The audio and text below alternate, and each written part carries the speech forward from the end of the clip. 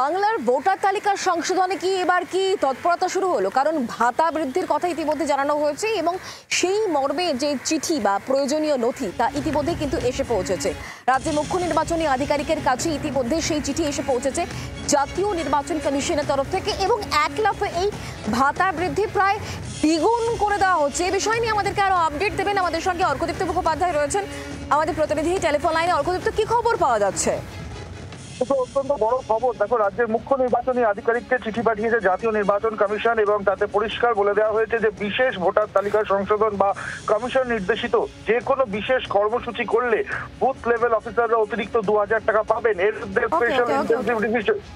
মধ্যে special intensive division বা এসআইআরও কিন্তু রয়েছে এবং রাজ্য মুখ্য নির্বাচন আধিকারিককে এই মর্মে কিন্তু পরিষ্কার নির্দেশ দিয়েছে নির্বাচন কমিশন এবং এক লাফে বুথ লেভেল অফিসারদের বার্ষিক ভাতা বাড়ানো হয়েছে প্রায় দ্বিগুণ ভাতা বেড়েছে বুথ লেভেল অফিসারদের।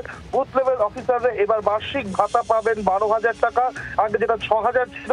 সুপারভাইজার হিসেবে যে সমস্ত বুথ লেভেলে অফিসাররা কাজ করবেন তারা পাবেন বার্ষিক 18,000 টাকা। তো সব মিলিয়ে এই মুহূর্তে যেখানে একাধিক বিশেষ কর্মসূচি হতে পারে নির্বাচন কমিশনের তরফ থেকে, যার মধ্যে অত্যন্ত গুরুত্বপূর্ণ হচ্ছে এসআইআর, সেই এসআইআর বা যে কোনো কর্মসূচিতেই যদি কমিশন নির্দেশিত কোনো কাজ করেন বিএলওরা কিন্তু এই অতিরিক্ত 2000 টাকা ভাতা হিসেবে পাবেন। বাংলার আওয়াজ, বাঙালির আবেগ, জি 24 ঘন্টা।